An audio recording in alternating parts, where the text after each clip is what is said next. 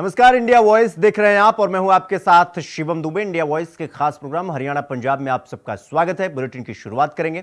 आपको बता दें कि लोकसभा चुनावों को लेकर सभी राजनीतिक पार्टियों ने चुनाव प्रचार तेज कर दिया है। इसी कड़ी में सिरसा से कांग्रेस प्रत्याशी कुमारी शैलजा ने डबवाली विधानसभा के गांवों का दौरा कर कांग्रेस के पक्ष में वोट करने की अपील की। कुमारी शैलजा ने केंद्र सरकार की 10 साल के शासन पर निशाना साधते हुए यह कहा कि कांग्रेस ने 5 न्याय और 25 गारंटी का वादा किया है, जो हर वर्ग को हमने न्याय देना है, केवल 4 अमीर लोगों को नहीं, जो मोदी जी की पॉलिसी है। कुमारी शैलजा डबवाली के विधानसभा के गांव नुहिया वाली में जनसभा को संबोधित करने के बाद पत्रकारों से बातचीत कर रही थी। वहीं कांग्रेस के कालावली से विधायक शीशपाल केहरवाला ने भारतीय जनता पार्टी पर निशाना साधते हुए बड़ा बयान देते हुए यह कहा कि अब इनके पास मुद्दे बचे ही नहीं हैं, तभी तो भारतीय जनता पार्टी के नेता हिंदू मुसलमान और मंगलसूत्र तक पहुंच गए हैं। और अभी आने वाले समय में जैसे जैसे चुनाव तीसरे और चौथे चरण तक जाएगा, ये और आंसू बहाएंगे, यहां तक कि रोने धोने तक लग जाएंगे। बिल्कुल लोगों का बेहद रिस्पांस हमें मिल रहा है और महिलाएं भी खड़ी होकर अपनी बात कहती हैं। मुझे खुशी इस बात की है कि महिलाओं में इतना आत्मविश्वास हमने पैदा किया है कि वो अपनी बात रख सकती हैं और कांग्रेस पार्टी ही महिलाओं की रक्षा करेगी। बीजेपी और मोदी की गारंटी का दावा कर रहे हैं, हमारी शैलजा का क्या दावा है? देखो, हमारा दावा कांग्रेस पार्टी का कभी झूठा नहीं है। हम 5 न्याय और 25 गारंटी की बात करते हैं। हर वर्ग को हमने न्याय देना है, केवल 4 अमीर लोगों को नहीं, जो कि मोदी जी की पॉलिसी है कि 4 धनाढ्य लोगों का ही फायदा हो और बाकी जनता को कटोरा देकर खड़ा कर दिया हो। क्या मुद्दे लेके चल रहे हैं? मुद्दे यहाँ पर एक बहुत बड़ा मुद्दा नशे का है, उस पर हमने काबू पाना है, ये हमारी प्राथमिकता रहेगी। विजन क्या लेके चल रहे हैं? विजन यही है कि हम विकास करें और सबका विकास हो।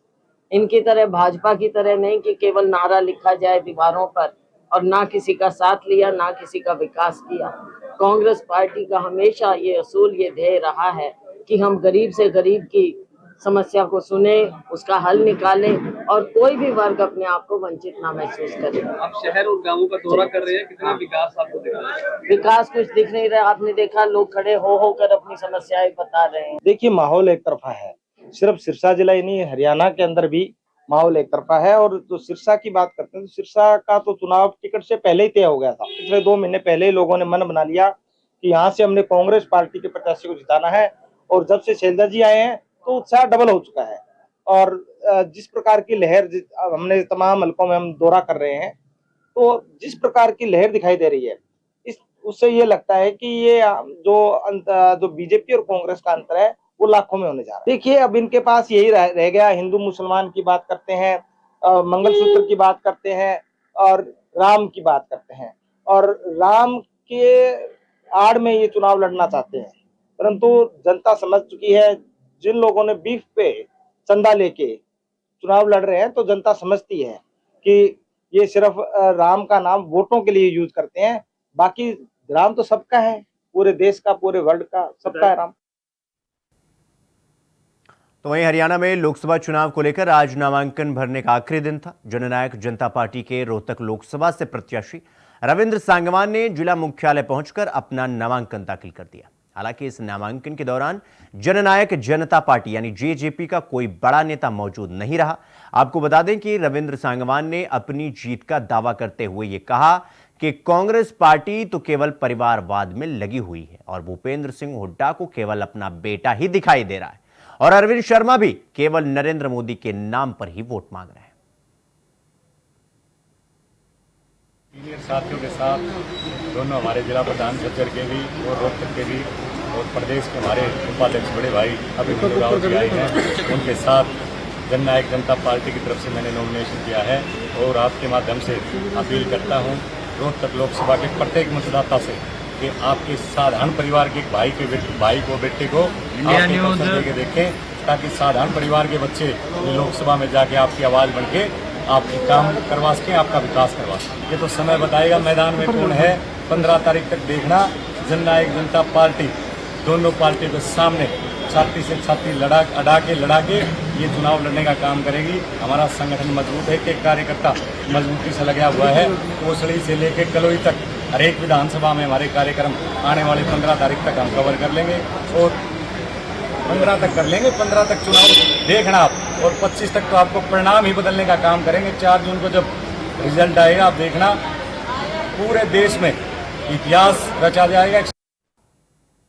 खबरों में आगे बढ़ेंगे। आपको बता दें कि गुरुग्राम लोकसभा सीट से जननायक जनता पार्टी के उम्मीदवार राहुल यादव फाजिलपुरिया ने जनसंपर्क कार्यक्रम के तहत करीब 1.5 दर्जन जगहों पर दौरे किए और 25 मई को चाबी के निशान वाले बटन को दबा के अपने इलाके की आवाज को संसद तक पहुंचाने की अपील। आपको बता दें कि राहुल फाजिलपुरिया ने कहा कि गुड़गांव की जनता ने बदलाव का मन बना लिया, अब बदलाव होकर ही रहेगा। मैं तो ये कहना चाहूँगा, हमने तो उनको 20 साल दे दिए, उनने क्या थोती कर दी। और मैं तो ये कहना चाहूँगा कि अगर वो मेरा कार्यकाल देखेंगे तो समाज सेवा में उनसे बहुत आगे। मैं तो ये कहना चाहूँगा साइबर सिटी नाम बदल के क्राइम सिटी कर दो, क्योंकि साइबर तो कुछ रहा नहीं, क्राइम बना है। और जो आप कर रहे हैं स्कूल और हॉस्पिटल्स की बातें, आप लोगों के सामने बिल्डिंगें ऐसे खर टूटी पड़ी, कोई स्कूल के अंदर काम नहीं, हॉस्पिटल तोड़ के पार्किंग बना दी गई।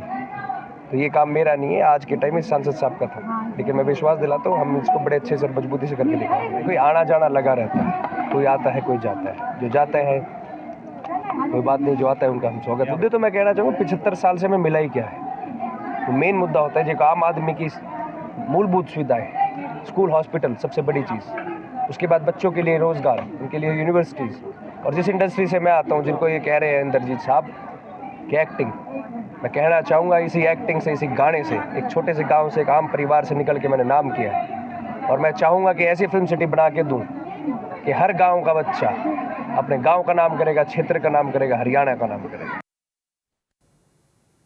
खबर होशियारपुर से है, जहां आम आदमी पार्टी के उम्मीदवार डॉक्टर राजकुमार चब्बेवाल से इंडिया वॉइस की टीम ने खास बातचीत की, जिसमें डॉक्टर राजकुमार ने कहा कि लोगों का प्यार आम आदमी पार्टी के लिए बढ़ता जा रहा है, जिसके चलते आम आदमी पार्टी पंजाब में बहुत बड़ी जीत दर्ज करने जा रही है। और पंजाब के मुख्यमंत्री ने जो 13 सीटों का दावा किया है वो मुकम्मल होता हुआ नजर आ रहा है, क्योंकि पंजाब के लोगों ने आम आदमी पार्टी को बहुत प्यार दिया है और उन्हें भरोसा है कि पंजाब के लोग सरकार के कामों से खुश होकर इस बार फिर से पंजाब में आम आदमी पार्टी के उम्मीदवारों को चुनकर लोकसभा में भेजेंगे।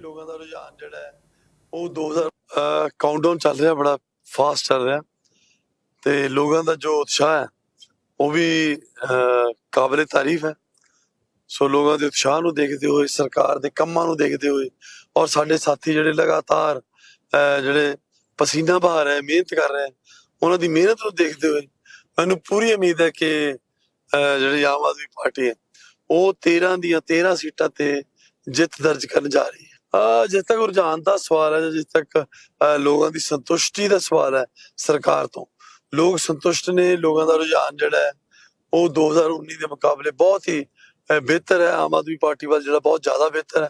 सो आम आदमी पार्टी नूं मैनूं पूरी उम्मीद है कि लोग ईवन बहुत बड़ी लहर देखी जा सकती है, खास तौर पर जीरो बिल नूं लैके या आम आदमी क्लिनिक्स नूं लैके, रोजगार नूं लैके लोग बहुत खुश ने। और मैनूं पूरी उम्मीद है कि इस बार भी जिहड़ा बहुत बड़ी जित है वो असीं बड़ी जित। खबर हरियाणा से है, जहां करनाल से कांग्रेस प्रत्याशी दिव्यांशु बुद्धिराजा को आज अदालत में बड़ी राहत मिली है। दिव्यांशु बुद्धिराजा आज गुरुग्राम की कोर्ट में पेश हुए, जिसके बाद उन्हें 50,000 के मुचलके पर अदालत ने जमानत दे दी। आपको बता दें कि जब राहुल गांधी पर ईडी ने केस दर्ज किया था तो यूथ कांग्रेस ने देश भर में प्रदर्शन किया था। उस दौरान गुरुग्राम के खेड़की दौला थाने में दिव्यांशु बुद्धिराजा समेत 5 यूथ कांग्रेस कार्यकर्ता पर खेड़की दौला टोल पर प्रदर्शन करने और टायर जलाने पर मामला दर्ज किया गया था।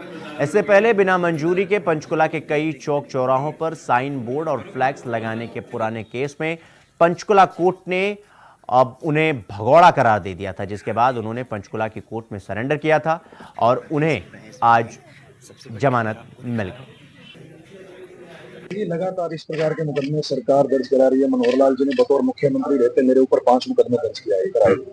मैं तो मनोहर लाल जी से कहना चाहूंगा कि किसी व्यक्ति को इतना भी ना डराया जाए, इतना भी ना दबाया जाए कि उसके अंदर से डर खत्म हो जाए। जब भगत सिंह जी 23 साल की उम्र में थे तो फांसी का फंदा चुन गए। मेरे ऊपर जितने भी मुकदमे दर्ज हैं हरियाणा के लोगों के, हरियाणा के नौजवानों की आवाज उठाने के मुकदमे दर्ज हैं। आज सरकार मेरे ऊपर पीसफुल प्रोटेस्ट दर्ज करने के और लोगों के, नौजवानों की आवाज उठाने के लिए जो मुकदमे दर्ज कर रही है, वो कहीं ना कहीं सरकार जो है घबराई हुई है। आज लगातार मेरे पुराने कोर्ट केसेस को उजागर किया जा रहा है, लेकिन लोग समझ रहे हैं, करनाल की जनता समझ रही है, हरियाणा की जनता समझ रही है। मुझे लगता है कि करनाल की जनता इस बार इस चुनाव के अंदर इन सभी जो धक्काशाही सरकार कर रही है उसका भरपूर जवाब देगी। अगली खबर पटियाला से है, जहां कांग्रेस महिला विंग के अध्यक्ष बीवी गुरशरण कौर रंधावा ने आज पुरा चौक में अपने महिला कार्यकर्ताओं के साथ मिलकर एक कैंडल मार्च का आयोजन किया, जिसमें महिला कार्यकर्ता पर उनकी एडल्ट फिल्में बनाकर कर्नाटक की हजारों महिलाओं के साथ यौन संबंध बनाने का आरोप लगाया। महिला विंग के प्रधान की तरफ से केंद्र सरकार को आड़े हाथ लेते हुए कहा गया कि कर्नाटक में हुए दुष्कर्म और पीड़िता को मोदी सरकार इंसाफ नहीं दे पा रही। ਸਾਰੇ ਹਿੰਦੁਸਤਾਨ ਦੇ ਵਿੱਚ ਮਹਿਲਾ ਕਾਂਗਰਸ ਅੱਜ ਜਿਹੜਾ ਇੱਕ ਪੂਰਾ ਰੋਸ ਪ੍ਰਦਰਸ਼ਨ ਕਰ ਰਹੀ ਹੈ, ਕੈਂਡਲ ਮਾਰਚ ਕੱਢ ਰਹੀ ਹੈ। ਉਹਦਾ ਕਾਰਨ ਇਹ ਹੈ ਕਿ ਤੁਸੀਂ ਸਾਰੇ ਹੀ ਜਾਣਦੇ ਹੋ, ਅੱਜ ਦੀਆਂ ਅਖਬਾਰਾਂ ਭਰੀਆਂ ਦੇਖ ਲਓ ਕਿ ਜੋ ਕਰਨਾਟਕਾ ਦੇ ਵਿੱਚ ਪਿਛਲੇ 10 ਸਾਲ ਤੋਂ ਜੋ ਇੱਕ ਸੈਕਸ ਸਕੈਂਡਲ ਚੱਲ ਰਿਹਾ ਸੀ, ਉਹਦਾ ਪਰਦਾਫਾਸ਼ ਕੀਤਾ ਕਾਂਗਰਸ ਦੀ ਸਰਕਾਰ ਨੇ। ਕਿਉਂਕਿ ਕਰਨਾਟਕ ਦੇ ਵਿੱਚ ਹੁਣ ਕਾਂਗਰਸ ਦੀ ਸਰਕਾਰ ਆਈ ਹੈ, ਉੱਥੇ ਇਤਿਹਾਸ ਦੇ ਵਿੱਚ ਮੈਂ ਸਮਝਦੀ ਹਾਂ ਇਸ ਤੋਂ ਸ਼ਰਮਨਾਕ ਤੇ ਅਪਰਾਧਿਕ ਘਟਨਾ ਕੋਈ ਹੋ ਨਹੀਂ ਸਕਦੀ। ਮੈਂ ਸਮਝਦੀ ਹਾਂ ਅਜਿਹੇ ਦੋਸ਼ੀਆਂ ਨੂੰ ਇੱਕ ਅਜਿਹਾ ਖੂਹ ਪੱਟ ਕੇ ਉਹਦੇ ਵਿੱਚ ਦੱਬ ਦੇਣਾ ਚਾਹੀਦਾ ਹੈ। खबर कुरुक्षेत्र से है, जहां इनेलो लोकसभा प्रत्याशी अभय चौटाला पिपली पेरीकीट में पहुंचे, जहां उन्होंने भारतीय किसान यूनियन के राष्ट्रीय अध्यक्ष गुरुनाम सिंह चढ़ूनी, महिला किसान नेत्री कांता आलड़िया ने उनके साथ मुलाकात किया, इनेलो को अपना समर्थन दिया। तो वहीं इनेलो नेता अभय चौटाला ने कहा कि मैंने पहले ही कहा था कि बीजेपी और जेजेपी को गांव में घुसने नहीं दिया जाएगा। आज मेरी बात सच साबित हो रही है। इनेलो लोकसभा प्रत्याशी अभय चौटाला ने गुरुनाम सिंह चढ़ूनी और कांता आलाड़िया का धन्यवाद कर कहा कि हमने विधानसभा में सरकार को कटघरे में खड़ा किया था, विधानसभा में हमें रोकने की कोशिश की थी। आज मेरी बात सच साबित हो रही है। बीजेपी जेजेपी को गांव में नहीं घुसने दिया जाए। विधानसभा के चुनाव में सब 4 महीने के बाद विधानसभा का चुनाव आएगा, और विधानसभा के चुनाव में बहुत सारे और भी राजनीतिक दल हरियाणा में हैं जिनके अपने संगठन हैं। चौधरी देवीलाल ने, आपको याद होगा, सन 1987 के अंदर छोटे छोटे दलों को उस वक़्त की हमारी जो पार्टी थी उसका पार्टनर बनाया था, और उसका नतीजा ये निकला था कि हम 90 में से 85 सीट जीते थे। हमने भी चौधरी देवीलाल की नीतियों को आगे बढ़ाना है, और जिस तरह से चौधरी देवीलाल राजनीतिक निर्णय लेते थे हम उसी तरह का निर्णय लेंगे। सारे राजनीतिक दलों से बात करेंगे, सबसे बात करके विधानसभा के चुनाव में सबको शामिल करके अपने साथ, और सबको उसमें हिस्सा दे करके और चुनाव लड़के फिर चौधरी देवीलाल के 87 को दोहराने का काम करेंगे। हम हर हालत में भाजपा को और कांग्रेस को, दोनों को सत्ता से दूर कर देंगे। विधानसभा में हमारी सरकार बनेगी, साझी सरकार बनेगी, जैसे सन 1987 के अंदर बनी। खबर पटियाला से है, जहां एक निजी पैलेस में बोलपुरिया समाज की तरफ से सर्वसम्मति से आम आदमी पार्टी के सुजवान वर्कर कुंदन जोगिया को प्रधान बनाया गया। तो वहीं मीडिया से बातचीत करते हुए कुंदन जोगिया ने कहा कि हमारी बिरादरी के साथ लंबे समय से सभी सरकार हमारी बिरादरी को अनदेखा कर रही है। ਇਹ ਜੋ ਅੱਜ ਸਾਡੇ ਸਮਾਜ ਨੇ ਪੋਲੀਟੀਕਲ ਵਿੰਗ, ਇਹ ਅੱਜ ਨਹੀਂ, ਕਾਫੀ 2-4 ਮਹੀਨੇ ਤੋਂ ਇਹ 5ਵੀਂ 6ਵੀਂ ਮੀਟਿੰਗ ਹੈ, ਜਿਸ ਮੀਟਿੰਗ 'ਚ ਅੰਤ ਅਸੀਂ ਇਹ ਲੋਕਾਂ ਦਾ ਜੋ ਸਾਨੂੰ ਸਮਰਥਨ ਮਿਲਿਆ ਸਮਾਜ ਦਾ ਵੀ ਪੋਲੀਟੀਕਲ ਵਿੰਗ ਦਾ ਹੋਣਾ ਜ਼ਰੂਰੀ ਹੈ, ਤਾਂ ਅਸੀਂ ਪੋਲੀਟੀਕਲ ਵਿੰਗ 'ਚ ਕੁੰਦਨ ਗੋਗਿਆ ਜੀ ਨੂੰ ਪਿਛਲੀ ਮੀਟਿੰਗ 'ਚ ਆਪਣਾ ਪ੍ਰਧਾਨ ਬਣਾਇਆ ਜੀ। ਅੱਜ ਕੁੰਦਨ ਗੋਗਿਆ ਨੇ ਆਪਣੀ ਮਜ਼ਬੂਤੀ ਲਈ 21 ਮੈਂਬਰੀ ਟੀਮ ਲਈ ਹੈ। ਇਹ ਅਲੱਗ-ਅਲੱਗ ਸ਼ਹਿਰਾਂ ਤੋਂ, ਸਮਾਣੇ ਤੋਂ, ਲਾਲੜੂ ਤੋਂ, ਪਟਿਆਲਾ ਤੋਂ, ਡੇਰਾਬੱਸੀ ਤੋਂ, ਭਵਾਨੀਗੜ੍ਹ ਤੋਂ, ਸਾਰੇ ਸ਼ਹਿਰਾਂ 'ਚੋਂ ਆਈ ਵੀ ਹੈ। 31 ਮੈਂਬਰੀ ਟੀਮ ਅਸੀਂ ਜੋ ਅੱਜ ਬਣਾਈ ਹੈ, ਇਸ ਤੋਂ ਬਾਅਦ ਜੋ ਸਾਡੀ ਟੀਮ ਬੈਠੇਗੀ, ਜੋ ਫੈਸਲਾ ਕਰੇਗੀ, ਅਸੀਂ ਇਹ ਪੋਲੀਟੀਕਲ ਵਿੰਗ ਪੂਰੇ ਪੰਜਾਬ ਦੇ ਵਿੱਚ ਆਪਣੇ ਪੈਰ ਮਜ਼ਬੂਤ ਕਰਾਂਗੇ। तो वहीं राष्ट्रीय हॉकी खिलाड़ी द्वारा आत्महत्या करने का मामला सामने आया है। जानकारी के मुताबिक हॉकी खिलाड़ी सुमनदीप कौर ने यह कदम अपने भाई और भाभी से दुखी होकर उठाया। इसके चलते मूलेपुर थाना पुलिस ने भाई और भाभी के खिलाफ मामला दर्ज कर भाई को गिरफ्तार कर लिया है। इस संबंध में जानकारी देते हुए सहायक थानेदार पृथ्वीराज ने यह बताया कि गांव नेलीना खुर्द के जसपाल सिंह पुत्र बंत सिंह बसी ने शिकायत की थी कि उसकी 3 लड़कियां और एक बेटा है। 2 लड़कियां और एक बेटा शादीशुदा है।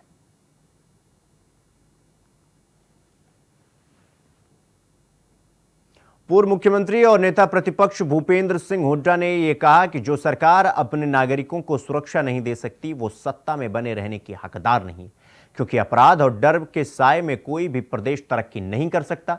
आपको बता दें कि हुड्डा ने आज व्यापारी वर्ग की एक बैठक को संबोधित करते हुए लोकसभा चुनाव में कांग्रेस के समर्थन का ऐलान किया।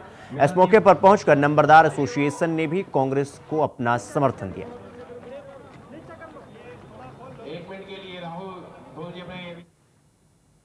बुलेटिन में रुकेंगे एक छोटे से ब्रेक के लिए। खबरों का सिलसिला जारी है, फौरन लौट रहा। ब्रेक के बाद एक बार फिर आप सबका स्वागत है। मेरे साथ रुक करेंगे अगली खबर की ओर। अगली खबर यमुनानगर से है, जहां रेलवे पुलिस के माध्यम से मिले लावारिश शव का शिव सेवा समिति ने यमुना स्थित शमशान घाट में हिंदू रीति रिवाज से अंतिम संस्कार कर दिया। आपको बता दें कि पुलिस ने शव का पोस्टमार्टम करने के बाद अंतिम संस्कार कराया। आज रेलवे पुलिस के माध्यम से एक 45 वर्षीय लवारिस शव का संस्कार किया गया। शिव सेवा समिति द्वारा यह संस्कार किया गया, जो कि पिछले 8 वर्षों से लगातार लवारिस शवों का संस्कार करती आ रही है। खबर अंबाला से है, जहां मोदी सरकार की मंत्री पुरुषोत्तम रुपेला ने राजपूत समाज को लेकर अभद्र टिप्पणी की थी, जिसके विरोध में समस्त राजपूत समाज ने भाजपा का बहिष्कार करने का ऐलान कर दिया। इस दौरान अंबाला के शहजादपुर में क्षत्रिय स्वाभिमान महापंचायत का आयोजन कर भारतीय जनता पार्टी पर वादा खिलाफी के आरोप लगाते हुए चुनाव के समय में भाजपा को राजपूतों की असली ताकत दिखाने की बात की। पूरे भारतवर्ष में क्षत्रिय समाज ने भाजपा का बहिष्कार किया है। उसके पीछे कई कारण हैं। सबसे जो मुख्य कारण है वो लोकसभा में भाजपा ने क्षत्रिय समाज के प्रत्याशियों की टिकटें काटी। उसके बाद गुजरात में भाजपा के वरिष्ठ मंत्री अभद्र टिप्पणी करते हैं हमारे छत्राणी हमारे महाराजाओं को लेके। उसके बाद जब विरोध प्रदर्शन करते हैं तो क्षत्रिय समाज के स्वाभिमान का प्रतीक जो पगड़ी है उसे हवा में उछाला जाता है, और साथ ही साथ भाजपा के शासन में हमारे महापुरुषों की जो जातियां हैं वो बदली जाती हैं और हमारे जो इतिहास है उसके साथ छेड़छाड़ की जाती है। तो ये सारी घटनाएं जो है उन घटनाओं को ध्यान में रखते हुए इस बार संपूर्ण भारतवर्ष से क्षत्रियों ने ये सुनिश्चित किया है कि हम भाजपा का बहिष्कार करेंगे। और आप देख रहे हो पूरे गुजरात नहीं पूरे भारतवर्ष में भाजपा का बहिष्कार हो रहा है, और इस बार हम भाजपा को चमत्कार दिखाने के लिए मैदान में उतरे। खबर पंजाब से है, जहां आम आदमी पार्टी दिन ब दिन मजबूत होती ही जा रही है। आपको बता दें कि मानसा से पुष्पिंदर सिंह चहल ने कांग्रेस से इस्तीफा देकर आम आदमी पार्टी में शामिल हो गए। साथ ही पुष्पिंदर सिंह चहल अपने सैकड़ों साथियों के साथ आम आदमी पार्टी में शामिल हुए। सीएम भगवंत मान के नेतृत्व में कांग्रेस के महासचिव रहे पुष्पिंदर सिंह चहल अपने सैकड़ों समर्थकों के साथ आम आदमी पार्टी में शामिल हो गए। खबरों में आगे बढ़ेंगे। अगली खबर फरीदकोट से है, जहां यूनियन किसान मोर्चा जिला फरीदकोट के किसान मजदूर कर्मचारियों संगठनों ने भारतीय जनता पार्टी और प्रत्याशी प्रणीत कौर का पुतला फूका और पंजाब सरकार के नाम डिप्टी कमिश्नर को मांग पत्र दिया। साथ ही इस मौके पर विभिन्न नेताओं ने कहा कि क्या पटियाला से भाजपा उम्मीदवार प्रणीत कौर और उनके समर्थकों ने राजपुरा को घेर लिया था। संयुक्त किसान मोर्चा शांतिपूर्वक प्रणीत कौर का विरोध कर रहा था, लेकिन प्रणीत कौर के एक गुंडे ने किसान सुरिंदर पाल सिंह को धक्का दे दिया, जिसके कारण किसान की मौत हुई।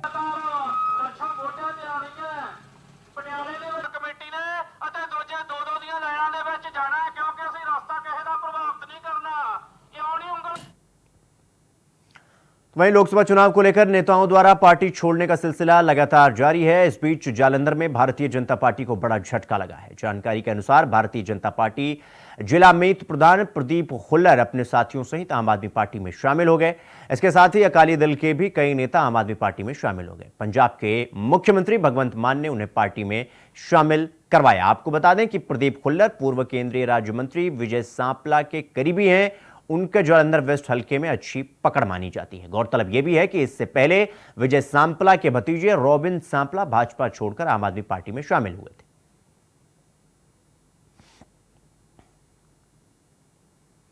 तो वहीं अंबाला लोकसभा सीट से बीजेपी प्रत्याशी बंतो कटारिया के लिए पूर्व गृह मंत्री अनिल विज ने पन्ना प्रमुख सम्मेलन का आयोजन किया और बीजेपी की जीत का दावा किया। इस दौरान उन्होंने कांग्रेस पर निशाना साधा और यह कहा कि कांग्रेस ने केवल स्कैम किया है और झूठ के साथ कैंपेन करना चाहते हैं। इस दौरान अनिल विज ने कांग्रेस पर तंज कसते हुए कहा कि कांग्रेस की हवा निकल चुकी है, वो झूठ के साथ कैंपेन करना चाहते हैं, हम सच के सहारे कैंपेन करना चाहते हैं, हम लोगों को अपनी उपलब्धियां बताना चाहते हैं।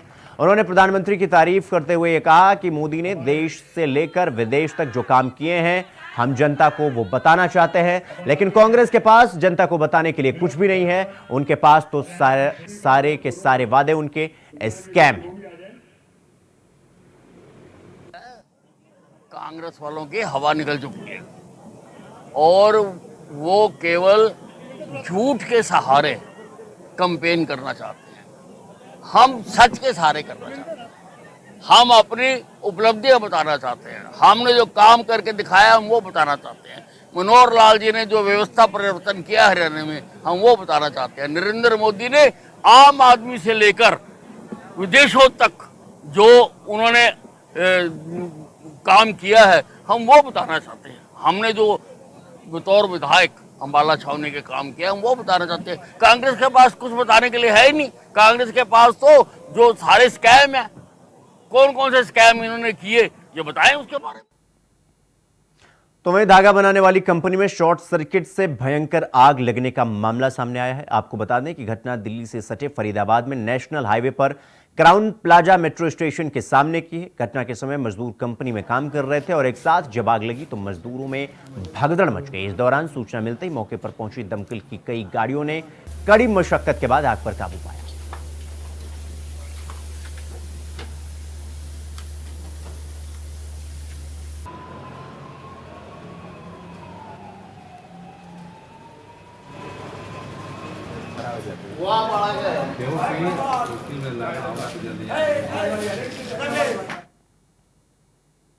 खबर यमुनानगर से है, जहां रविवार शाम को मुस्तफाबाद रेलवे स्टेशन के प्लेटफॉर्म पर एक अज्ञात व्यक्ति का शव मिलने से सनसनी फैल गई। इस दौरान सूचना मिलते ही मौके पर पहुंची पुलिस ने शव को कब्जे में लेकर आगे की कार्रवाई शुरू कर दी।